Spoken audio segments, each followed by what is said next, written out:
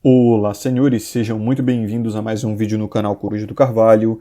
E o vídeo de hoje é trazido a vocês através de mais uma doação do Libertas, né? É o segundo vídeo promovido por ele, que ele permitiu que a comunidade, né, sugerisse os temas. E eis o que ele tem a dizer. Olá, Coruja, trago o segundo patrocínio de vídeo solicitado pela comunidade. O que você pode dizer sobre a amizade masculina? Sabemos que conhecidos são muitos, as pessoas de conveniência variam conforme os anos passam, os colegas são poucos, e os amigos realmente esses são raros. Para você, o que amigo precisa oferecer? Ele deve oferecer necessariamente algo? Qual deve ser o seu filtro? Sinto que esse tema é negligenciado em quase todos os aspectos, não há profundidade quando se fala dessa temática, e as melhores referências que temos no imaginário popular não chegam ao verdadeiro simbolismo de uma boa amizade ou simplesmente foge completamente do padrão da realidade. Obras como Os Três Mosqueteiros, Ratos e Homens, Os Irmãos Karamazov, Uma Paz Separada, que são tidos como clássicos dentro dessa temática, e podemos colocar também Capitães de Areia para ter uma obra brasileira, ou filmes como Conta Comigo, Intocáveis, também são os milhares de filmes de guerra que têm essa temática. Ou até filmes mais toscos como Superbad, além de universos dos animes também estarem lotados de amizades ou parcerias masculinas. Mas geralmente em um contexto mais de o rival, tipo Goku e Vegeta, ou o parceiro de combate, tipo Cavaleiros do Zodíaco. Bem, o que eu quero dizer é, temos referências, e são muitas, se puxarmos bem na memória, mas geralmente são em situações de primeira infância, ou bélicas, escassas, ou de dificuldade, ou em algum contexto muito específico, como Intocáveis. Geralmente a referência é do amigo-esposa, aquele que está na hora da dificuldade, aquele indivíduo que cobriria sua retaguarda, lá ele, que está com você na pobreza e na enfermidade. Mas tudo isso foge de uma vida normal. O verdadeiro amigo nos dias de hoje é o sócio, aquele que te ajuda na materialidade, o parceiro de treino, que ajuda no desempenho e na saúde, o amigo de vício, aquele que só está com você se tiver mulher e breja. Creio que um bom amigo é aquele que possui um propósito similar ao seu, lhe ajudando a alcançá-lo. E muito obrigado, Libertas, por essa doação e excelente assunto de vídeo, cara, que excelente, realmente esse assunto é bem interessante, né?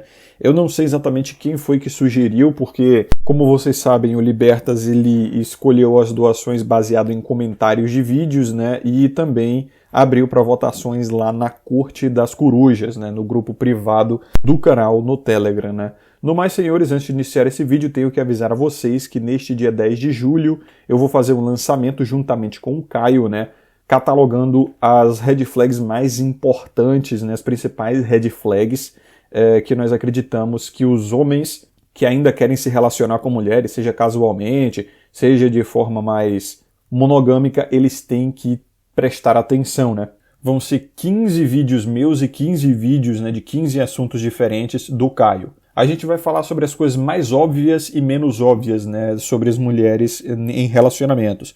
Como, por exemplo, se tatuagem é red flag, qual o nível da red flag, roupa curta, ciúme. O Caio ele vai dar uma perspectiva mais de um solteiro convicto e eu vou dar uma perspectiva mais de Volcel.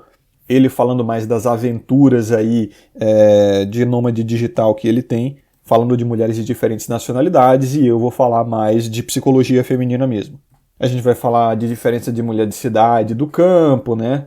Prazo de validade feminino, opiniões políticas que elas têm, redes sociais, enfim, um monte de coisa. E se vocês quiserem ter acesso a esse conteúdo com desconto no dia de lançamento, no dia 10 de julho, tá? Vocês acessem o link na descrição e no fixado, o primeiro link aí para um grupo de WhatsApp, onde a gente vai anunciar esse desconto, tá? Mas só para quem estiver nesse grupo de WhatsApp no dia 10 de julho. Até 23h59 do dia 10 de julho, e não se preocupem, o grupo de WhatsApp é totalmente fechado, ninguém pode mandar mensagem lá, só eu e o Caio, né, que somos os produtores.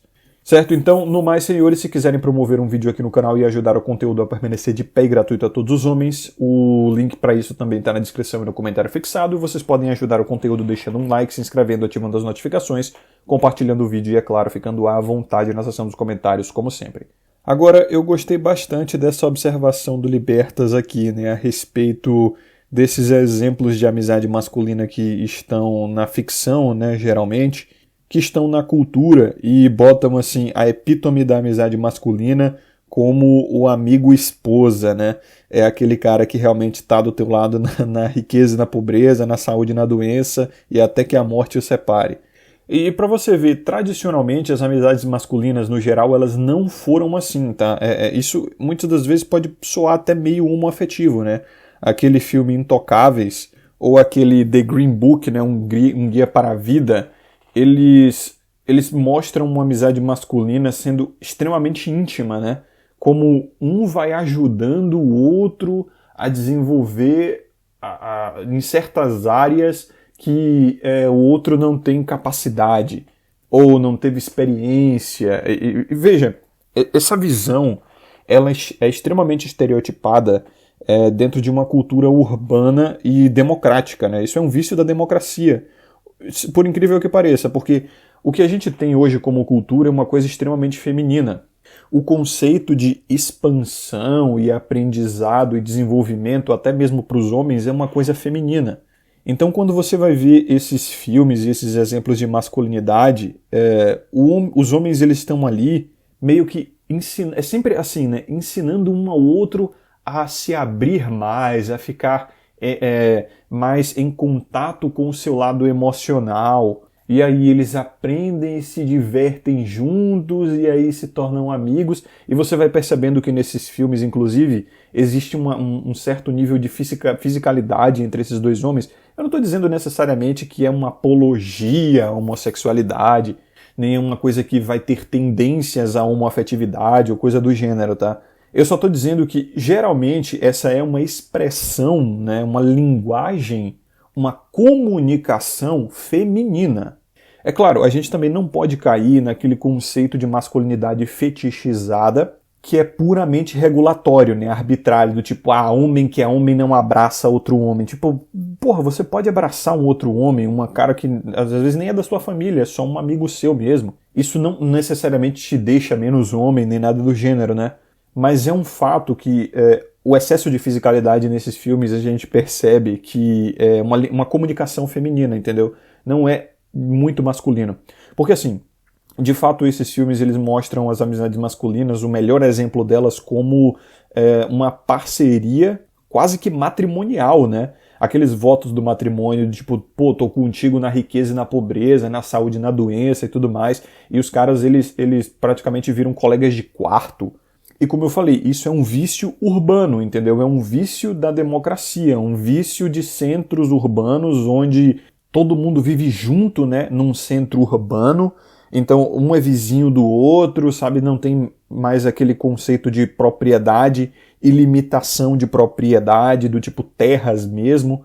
As pessoas elas começaram a perder a sua identidade, né, a sua individualidade. Então, quando você saía da propriedade da sua família e ia para a propriedade de outra família no passado, cara, a identidade mudava por completo, né? As pessoas tinham mais singularidade, as famílias elas tinham uma autonomia cultural muito maior.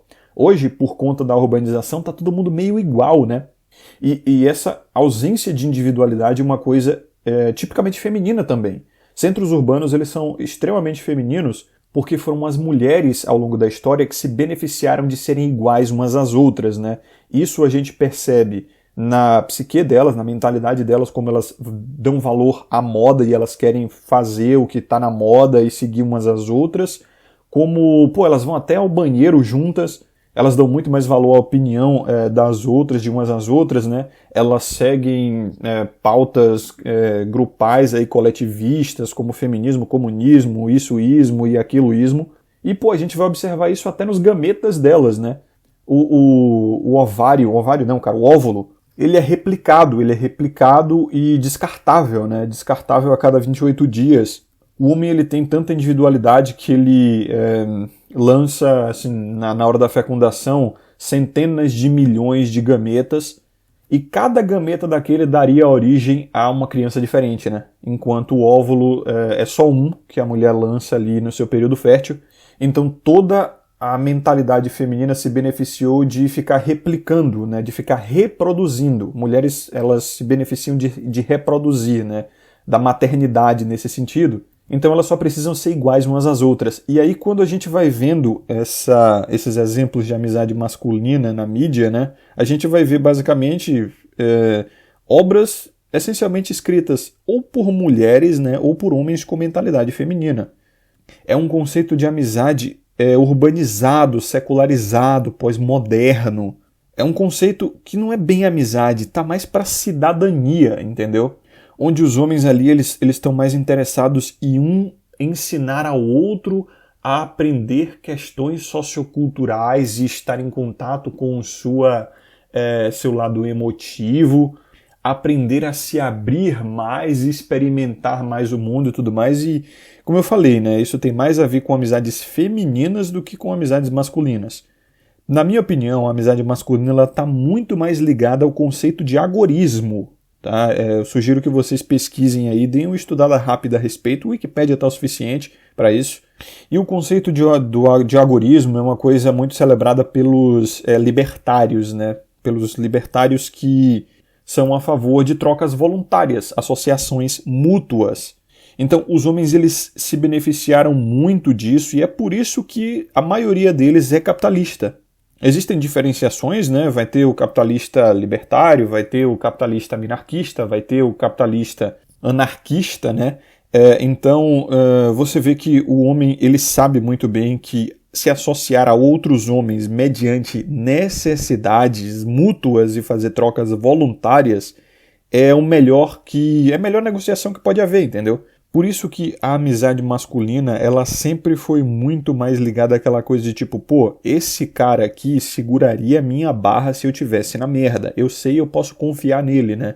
Isso remonta toda uma coisa evolutiva também. Parceiros de combate, parceiros de caça. E como eu já falei a vocês, né? Amor. O que é amor de verdade? Amor são atos de serviço, não tem nada a ver com paixão. E eu concordo com Libertas aqui, né? Uma verdadeira amizade masculina está muito mais ligada ao conceito, à similaridade, na verdade, de propósitos, né? E enquanto os propósitos dos homens ali envolvidos, eles coadunam, eles podem se ajudar. Mas no momento que os propósitos mudarem, cada um vai para o seu canto. Isso é agorismo, entendeu? Inclusive, é muito do que eu faço aqui nesse canal. Enquanto o ouvinte, ele, sei lá, está aprendendo com o meu conteúdo, está conseguindo tirar alguma coisa daqui, ele vai continuar consumindo. Ele pode se mostrar grato, fazer uma doação, comprar algum produto que eu vendo aqui, se ele tiver interesse, se ele achar que aquilo vai beneficiar ele na sua jornada. E em troca eu recebo, né, a monetização do YouTube. Se bem que esse canal aqui nem está monetizado. Mas os produtos que eu vendo aqui, as promoções de vídeo, elas são mediante doação, né, são mediante compra.